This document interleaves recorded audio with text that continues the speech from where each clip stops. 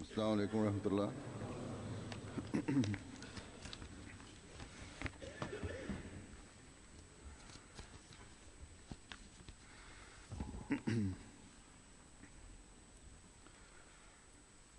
أشهد أن لا إله إلا الله وحده لا شريك له وأشهد أن محمدا عبده ورسوله أما بعد فأعوذ بالله من الشيطان الرجيم بسم الله الرحمن الرحيم الحمد لله رب العالمين الرحمن الرحيم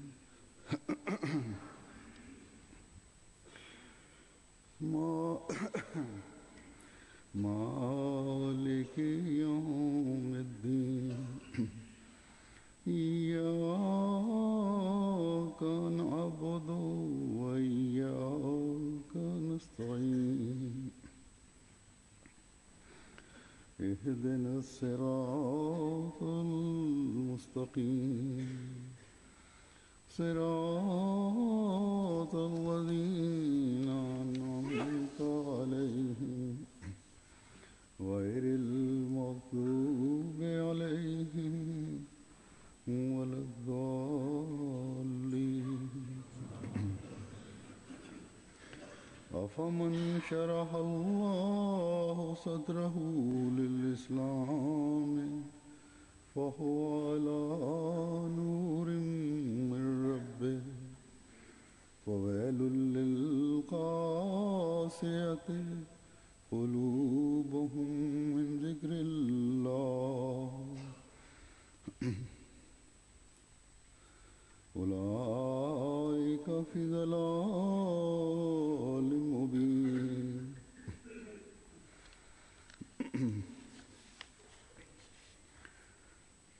ये आयत जो मैंने तिलावत की है इसका La तर्जुमा है traduction du verset que je viens de réciter est comme suit. इसका सीना Celui donc dont Allah a préparé le cœur pour l'acceptation de l'islam, de sorte qu'il est établi sur une lumière de la part de son Seigneur, est-il pareil à celui qui est perdu dans l'obscurité de la mécréance? Malheur donc à ceux dont le cœur est endurci contre le souvenir d'Allah. और यही वो लोग हैं Ceux-là sont dans une erreur manifeste.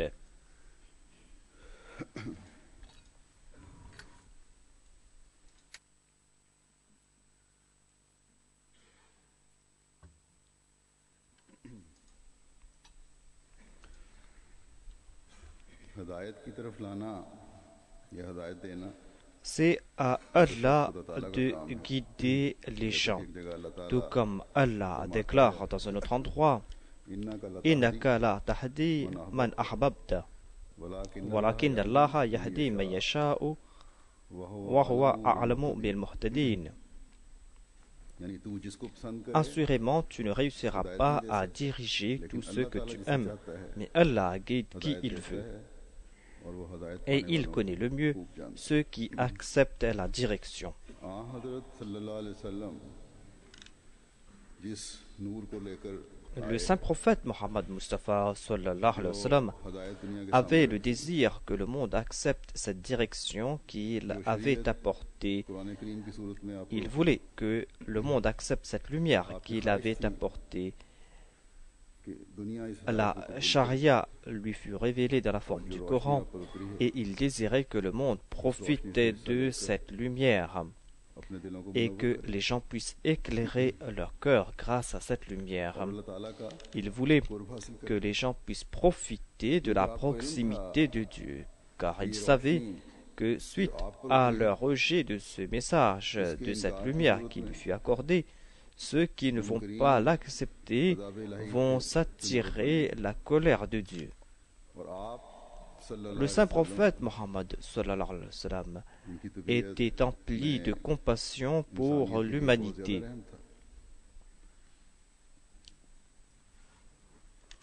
De ce fait, il ne supportait pas l'idée que l'on soit châtié pour avoir rejeté le message qu'il a apporté.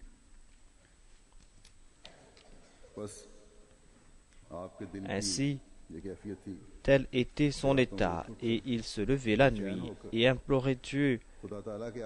Il implorait Dieu pour qu'Allah guide ces gens dans la bonne direction.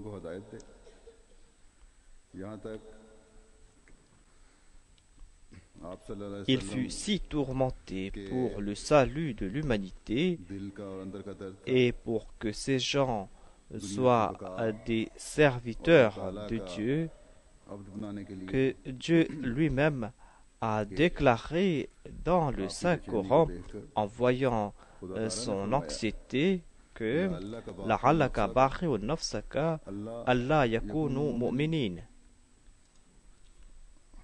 Il se peut que tu te désoles à en mourir parce qu'ils ne croient pas.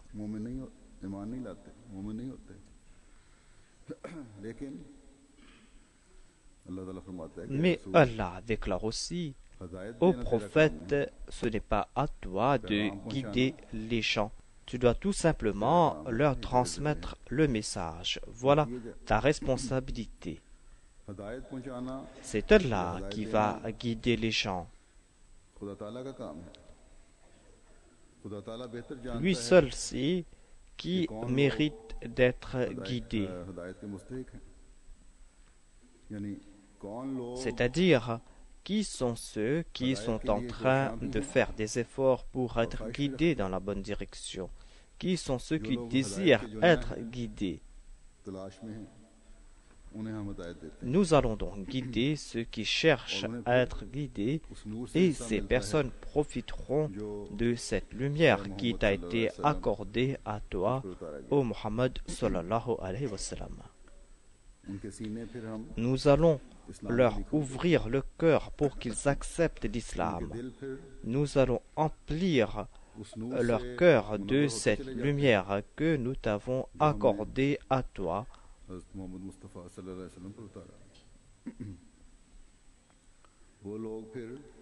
Et ainsi, ces personnes vont emplir leur cœur de cette lumière de vérité. Ces personnes vont emplir leur cœur du souvenir de Dieu. Et ils vont tout le temps se souvenir de Dieu. Voilà donc ceux qui vont avoir le plaisir de Dieu.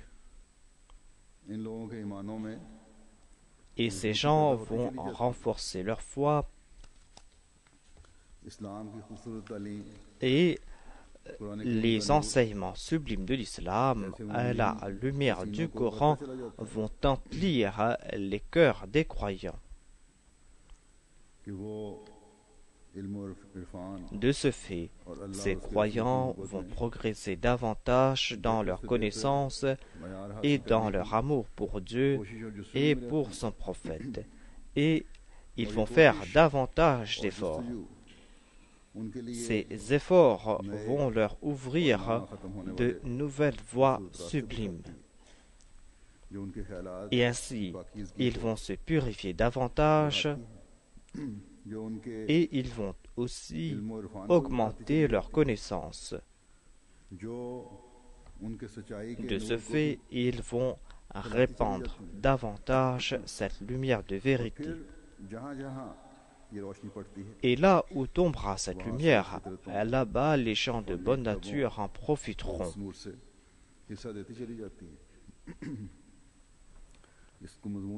Allah a évoqué ce sujet dans un autre verset du Saint-Coran en déclarant فَمَنْ يُرِدِ اللَّهُ أَنْ يَهْدِيَهُ يَشْرَحْ صَدْرَهُ لِلْإِسْلَامِ وَمَنْ يُرِدْ أَنْ يُضِلَّهُ يَجْعَلْ صَدْرَهُ ضَيِّقًا حَرَجًا كَأَنَّمَا يَصْعَدُ فِي السَّمَاءِ كَذَلِكَ يَجْعَلُ اللَّهُ رِجْسَ عَلَى الَّذِينَ لَا يُؤْمِنُونَ.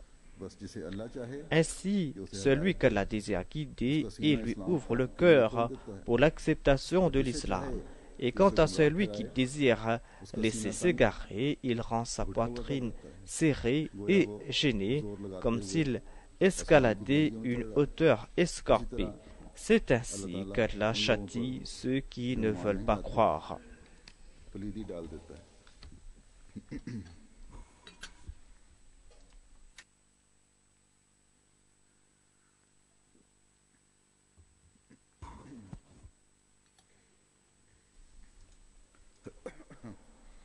बस यही कानून Voilà donc है la loi que Dieu a mis en place. Voilà comment donc il guide les gens. अल्लाह ने अपने हाथ में रखा हुआ है।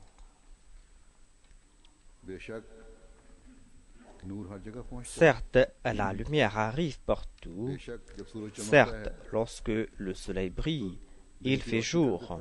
या दिन को रोशन कर देता है, लेकिन Mais si l'on s'enferme dans une chambre et que l'on ferme la porte et les fenêtres de cette chambre, हिस्सा नहीं मिलता। on ne profitera pas de cette lumière. जो कि सूरज की रोशनी से Alors que ceux qui sont en plein soleil profitent de la lumière du soleil. अगर ऐसा शख्स कहे Si une personne qui s'enferme dans une chambre déclare qu'elle ne voit pas la lumière du soleil, कि उस अमल ce का sera là le résultat de ses actions. सूरज की रोशनी C'est cette personne elle-même qui a entravé la lumière du soleil.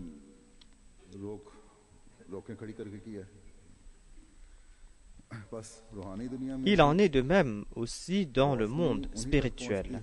La lumière spirituelle atteint ceux qui ouvrent la porte et les fenêtres de leur cœur. बस यहाँ भी अल्लाह ताला फरमाता है Ici, Allah a déclaré que فَمَنْ يُرِدِ اللَّهُ أَنْ يَهْدِيَهُ يَشْرَحْ صَدْرَهُ لِلْإِسْلَامِ.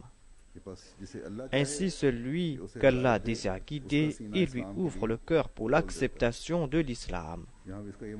Cela signifie que ce sont les actions de l'homme qui prennent à la forme de cette lumière. C'est en raison de ce désir qu'il arrive à tirer la grâce de Dieu.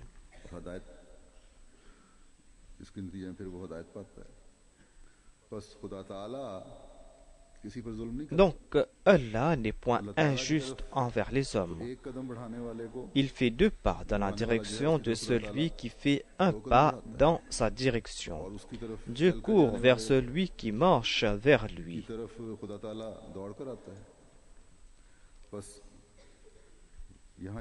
Ici, il est dit qu'il guide celui qu'il désire guider et qu'il lui ouvre le cœur pour l'acceptation de l'islam.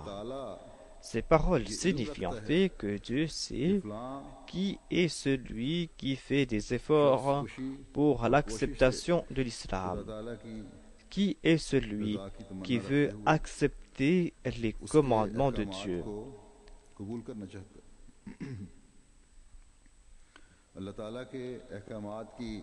Et il sait aussi qui est celui qui est prêt à prouver son obéissance envers Dieu.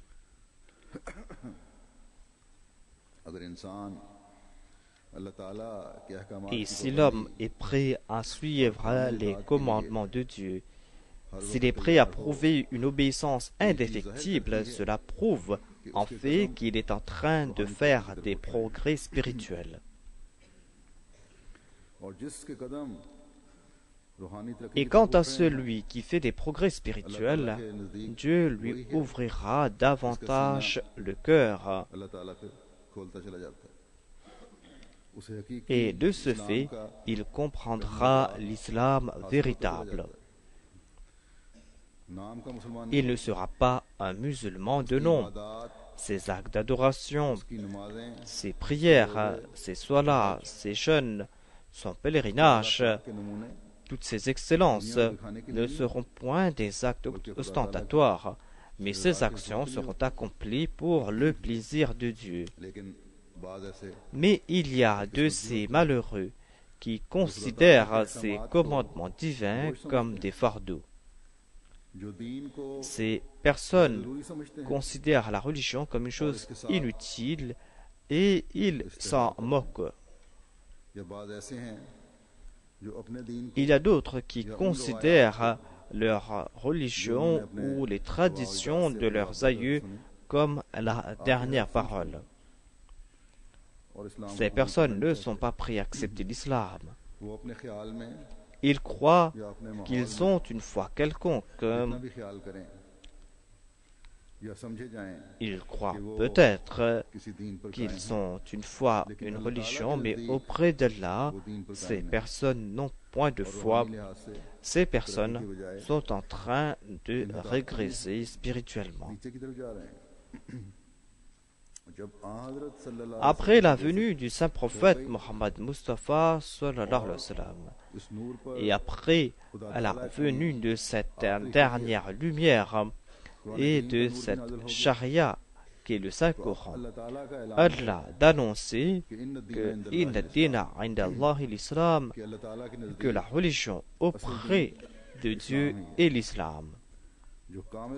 C'est l'islam qui enseigne l'obéissance parfaite et c'est l'islam qui définit les moyens pour que l'on puisse s'acquitter de ses devoirs envers Dieu et envers les créatures de Dieu. Il n'y a pas d'autres religions qui vont nous montrer la voie pour faire ces progrès spirituels. Allah a déclaré وَمَنْ يُرِدْ أَنْ يُضِلَّهُ يَجْعَلْ صَدْرَهُ ضَيِّقًا حَرَجًا. Quant à celui qui désire laisser s'égarer, il rend sa poitrine serrée et gênée. Ce n'est pas Allah qui désire égarer les gens. Ce n'est pas lui qui désire rendre leur poitrine serrée. Allah a envoyé Adam en lui disant qu'il est libre d'accepter la vérité ou de la rejeter. Il lui a dit que si tu vas accomplir des actes de vertu, tu vas profiter de ma lumière. Et si par contre tu désires suivre Satan, tu vas t'attirer ma colère. Ce sont les mauvaises actions de l'homme qui rendent sa poitrine serrée. Lorsque l'homme commet des péchés, lorsqu'il s'empêtre davantage dans les péchés, lorsqu'il commence à se moquer de la foi et des prophètes de Dieu, il commence à marcher sur la voie de l'égarement et il s'écarte de la Sirat al-Mustaqim. Ceux qui considèrent ces commandements de Dieu comme des fardeaux sont en train de s'interdire les faveurs de Dieu. Et lorsqu'on s'interdit les faveurs divines, Allah va serrer davantage leur poitrine. Leur voie devient difficile. C'est comme s'ils sont en train de gravir une pente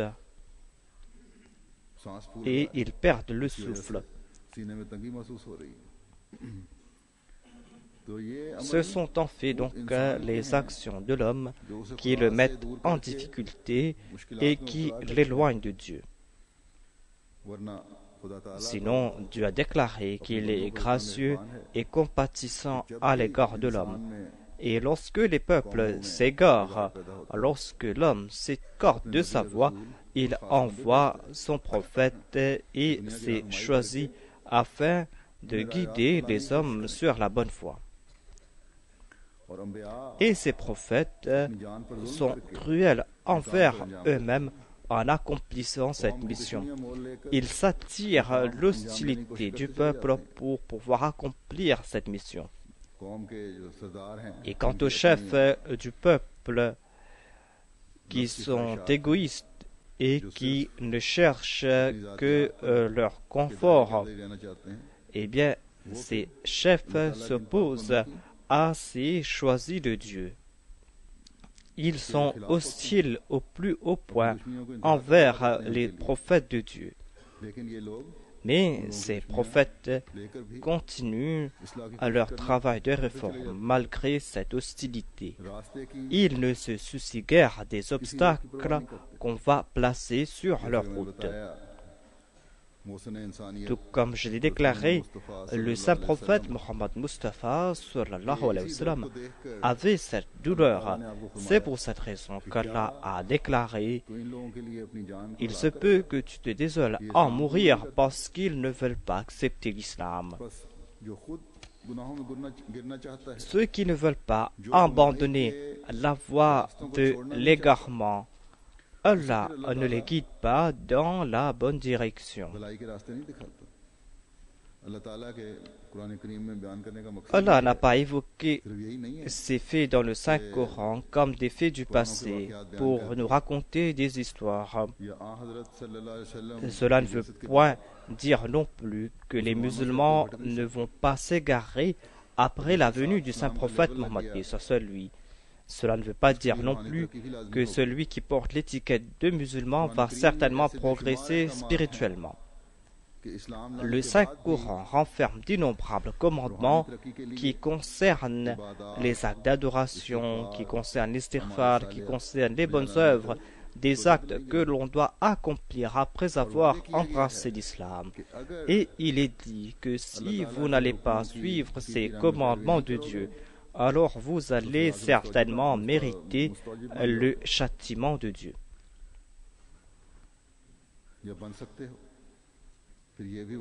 Il est aussi dit que les peuples d'antan ont régressé, sont tombés dans la décadence, et vous aussi vous allez reculer.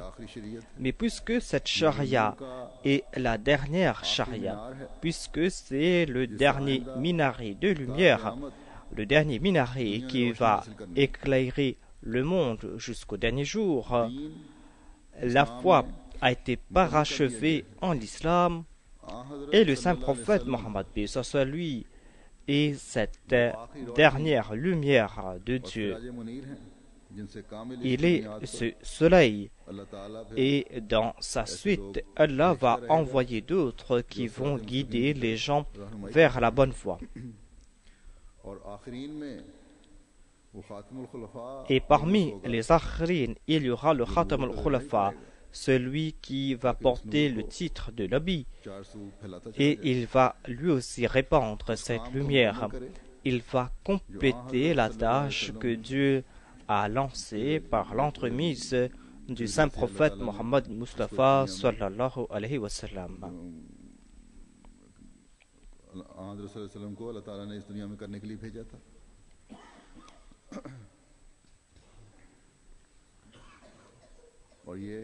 Cette tâche est de répandre la lumière de Dieu dans le monde.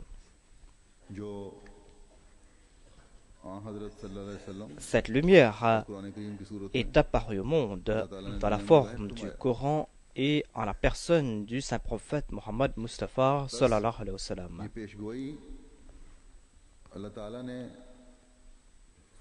Dieu a donc fait ses prophéties, et tout cela nous a été expliqué par le saint prophète Mohammed lui dans ses hadiths, et il nous fait comprendre que cette réforme va se faire par l'entremise du Messie premier l'Islam. Le Messie premier l'Islam, en suivant les pas de son maître, aura le même désir de mettre fin au shirk. Il aura le désir que les autres arrivent à comprendre les enseignements islamiques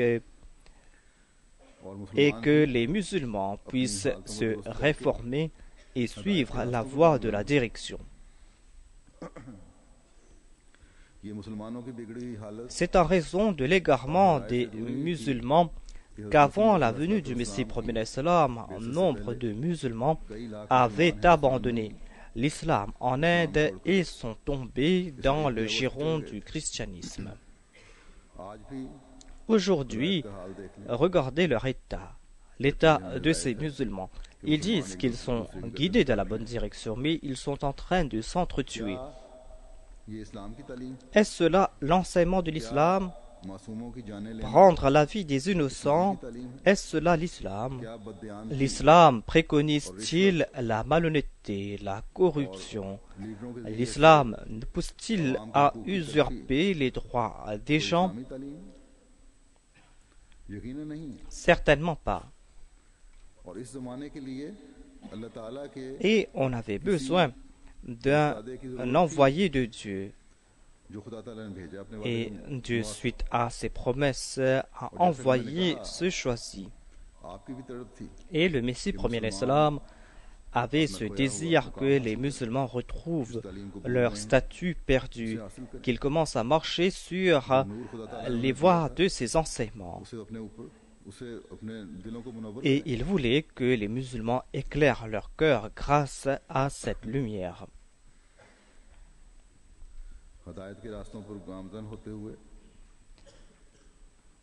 Il voulait que les musulmans fassent des efforts pour mettre tous ces enseignements en pratique.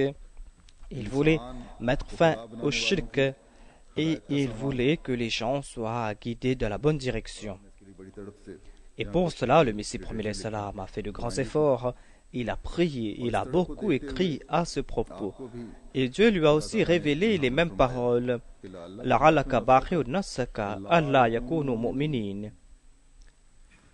Il se peut que tu te désoles en mourir parce qu'il ne croit pas. Allah prépare donc les gens pour qu'ils soient bien guidés. Il les éclaire de sa lumière et il envoie ses choisis. Mais quant à ceux qui ne sont pas prêts à accepter cette vérité, eh bien, ces personnes sont en train de serrer davantage leur poitrine. Et Allah a de décréter que leur poitrine va se serrer davantage. Ils vont s'écarter davantage de la vertu et ils vont se rapprocher du mal. Dans ce verset, Allah a décrété qu'il aide ceux qui font de bonnes œuvres, ceux qui font preuve d'une obéissance indéfectible. Ce sont des personnes qui gravissent les échelons de la spiritualité par la grâce de Dieu.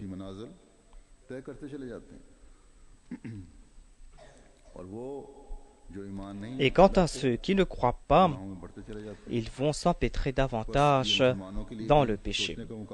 Et les musulmans et les Ahmadis doivent s'en soucier. Si vous vous dites musulman, alors sachez que l'islam est synonyme d'une obéissance parfaite. Le Messie premier l'Islam a déclaré à ce propos que la spiritualité, la crainte de Dieu ont complètement disparu dans le monde. Cette lumière céleste qui aide à distinguer la vérité du mensonge a presque disparu dans les cœurs de la plupart des gens. Et le monde s'est empli d'athéisme. Les actions ne sont pas comme elles doivent être. L'on prononce de grands discours, mais l'on ne voit rien dans la pratique. La pureté du cœur, l'amour pour Dieu et la compassion pour sa création, l'indulgence, la commisération, la justice, l'humilité et toutes les autres excellences telles que la taqwa, la pureté, la droiture. Toutes ces qualités de la vraie foi n'intéressent plus l'homme. Le but premier de la religion est de faire reconnaître à l'homme le vrai Dieu. Ce vrai Dieu qui a créé tout l'univers. Et on doit éprouver pour lui un tel amour qui va consumer tout autre amour. Et on doit éprouver de la sympathie pour sa création. Et l'on doit porter le manteau de la vraie pureté.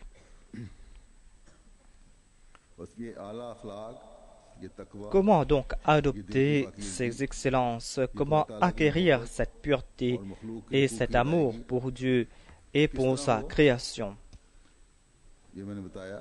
La solution, je l'ai présentée, c'est-à-dire que l'on doit se tourner davantage vers Dieu. L'on doit faire des efforts pour acquérir cette lumière que Dieu a fait descendre. Et cette lumière signifie l'exemple du saint prophète Mohammed Mustafa sallallahu alayhi wa sallam et le Saint-Coran. Le saint prophète Mohammed, paix soit lui, est l'exemple pratique des enseignements du Saint-Coran. Voilà la réponse qui a été donnée par Hadrat Aïcha à un des compagnons qui lui a posé cette question concernant les excellences morales.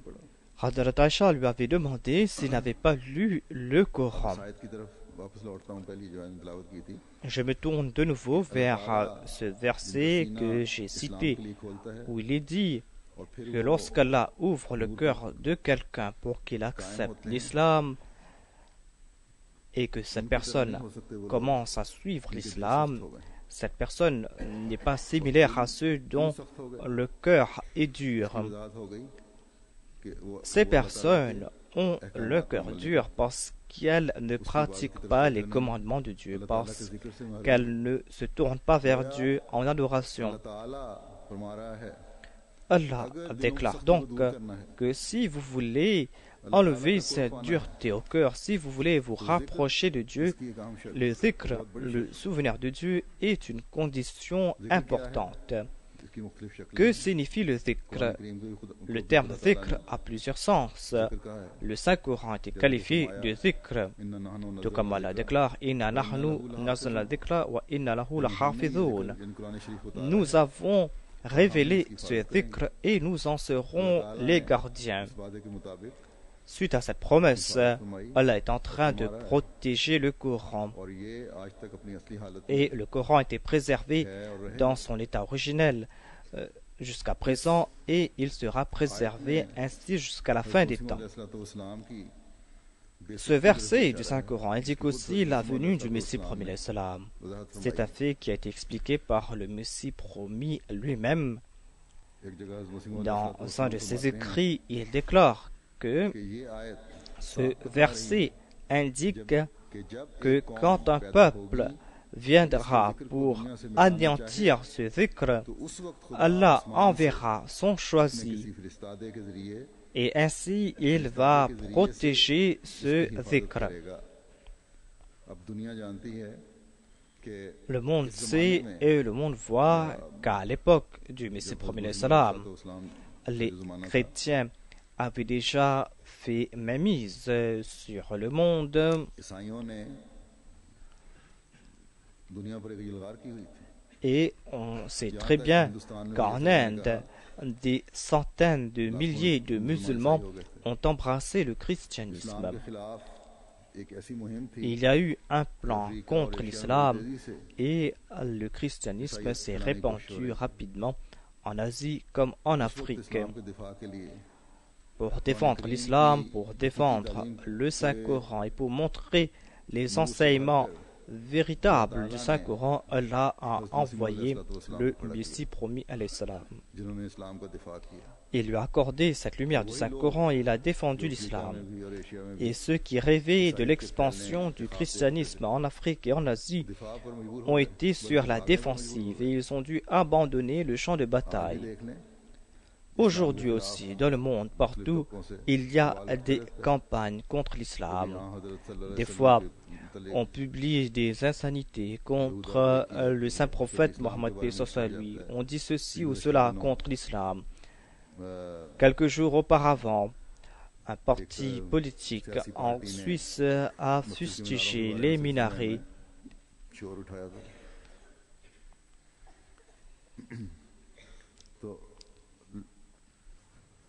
Certes, il est vrai que la majorité de ceux qui ont participé au référendum suisse ont voté contre les minarets, mais la majorité de la population n'a pas participé dans ce référendum et ils étaient contre ce référendum. En tout cas, la loi a été passée contre les minarets et maintenant le gouvernement et les autres partis politiques en sont embarrassés. Et maintenant, ils discutent davantage à ce propos, à savoir si ce référendum devait avoir lieu ou pas et que doit-on faire maintenant. Donc, les ennemis de l'islam font des efforts ici et là. Et les ennemis de la Jamaat Ahmadiyya ont beau clamer que l'Ahmadiyya n'a aucun lien avec l'islam, ils ne peuvent qu'accepter que c'est le Messie premier à l'islam qui a défendu l'islam au tout début. C'est le Messie premier à l'islam qui a empêché les musulmans de tomber dans le giron du christianisme. Certains ulémas d'alors ont annoncé cela clairement. Certes, plus tard, ils se sont ligués contre le Messie premier à l'islam pour des raisons personnelles, mais en fait, ils avaient accepté ce fait que le Messie premier à l'islam avait défendu l'islam. Et aujourd'hui aussi, les adversaires de la Jamaat Ahmadiyya disent la même chose. C'est-à-dire que Mirza Ghulam Ahmad de Qadian s'est opposé au christianisme parce qu'à l'époque, les ulémas d'alors n'avaient aucune connaissance du Coran et de la Bible, alors que le Messie premier à l'islam, Mirza Ghulam Ahmad de Qadian, avait cette connaissance. Un certain docteur Israr al-Haq a déclaré cela ouvertement sur une chaîne pakistanaise. Qu'ils acceptent ce fait ou pas, que Dieu a soutenu le Messie premier à l'islam pour qu'il puisse accomplir ses actions et que Dieu lui a accordé cette connaissance du Coran, qu'ils acceptent ces faits ou pas, mais c'est une vérité que Dieu a envoyé le Messie premier à l'islam pour défendre l'islam et le Coran, et les ennemis ont abandonné le champ de bataille face à lui. Voilà donc la lumière que le Messie premier à l'islam a reçue du Coran et de la personne du saint prophète Mohammed paix sur lui. Ces paroles étaient incomparables ou sont incomparables jusqu'aujourd'hui. Ces commentaires ont prééminence sur tout autre commentaire.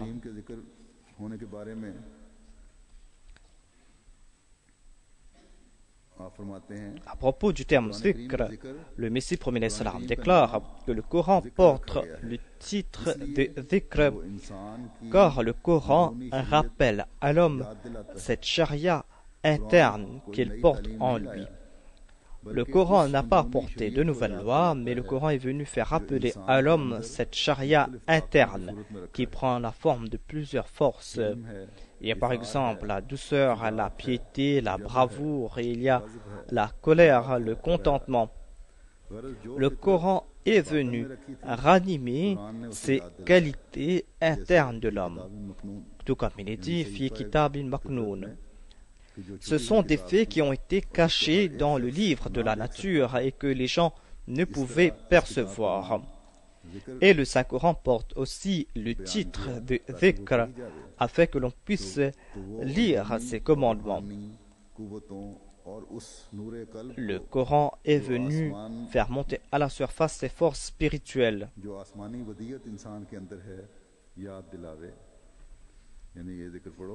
C'est-à-dire, il est dit que lisez le Coran et vous allez voir monter à la surface cette lumière et ses excellences. Et vous allez comprendre les actions à accomplir.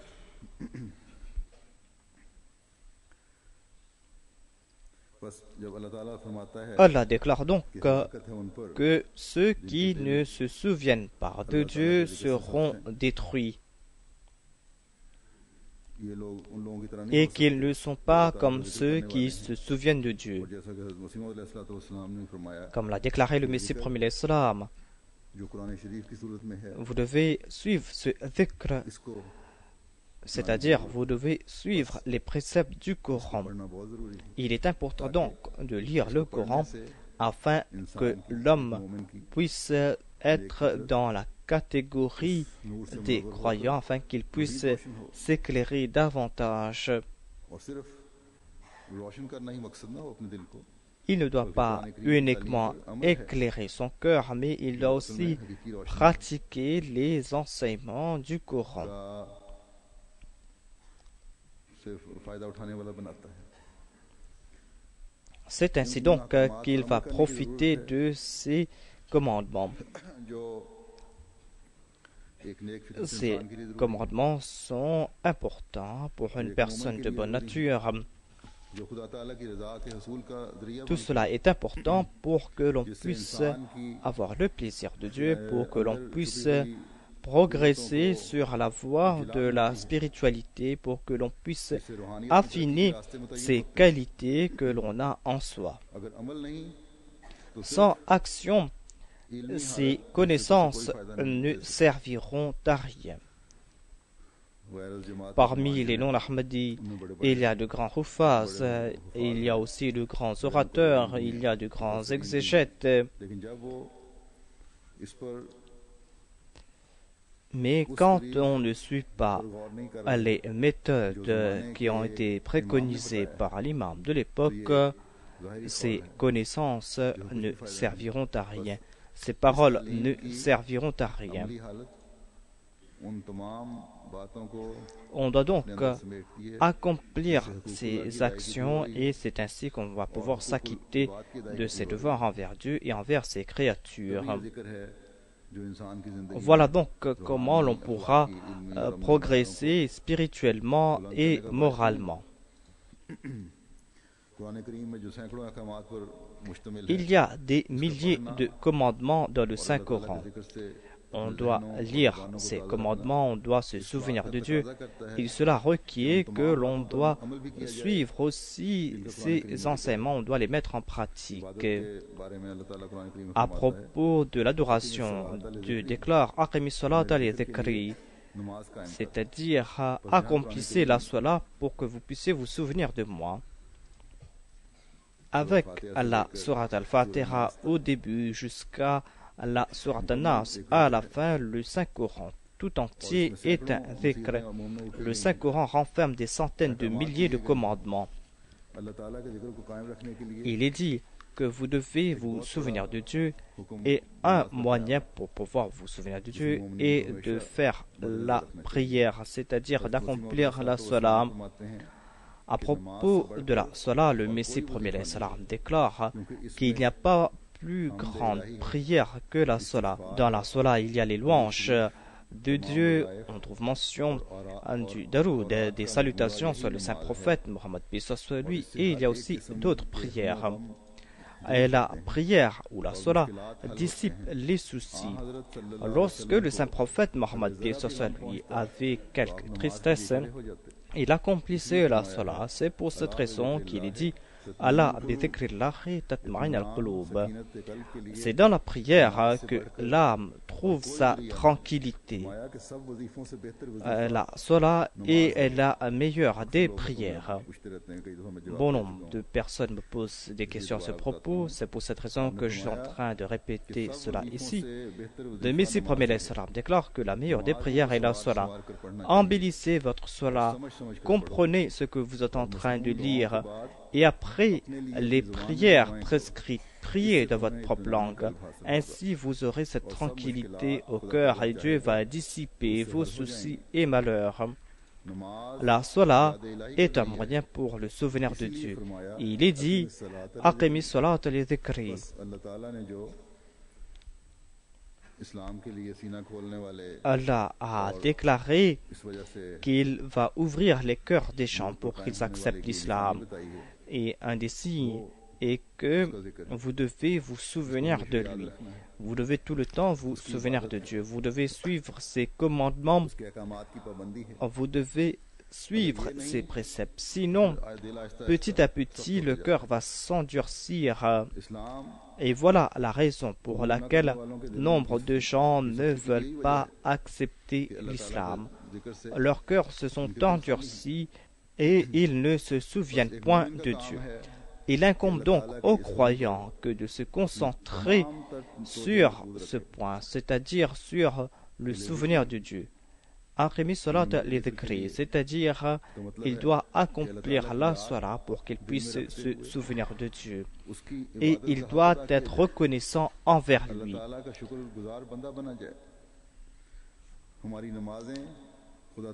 Et on doit accomplir ces salats pour le plaisir de Dieu. Et nous devons aussi être réguliers dans nos prières afin que le monde voit les signes du souvenir de Dieu en qu'Allah nous protège, nous et nos enfants, de l'égarement et que nous puissions profiter de cette lumière véritable. À partir de demain, Inch'Allah, débute la Jalsa Salana de Qadian. Priez pour que les gens soient réguliers dans leurs prières au cours de la Jalsa et qu'ils arrivent aussi à se souvenir de Dieu là où ils sont au cours de la Jalsa.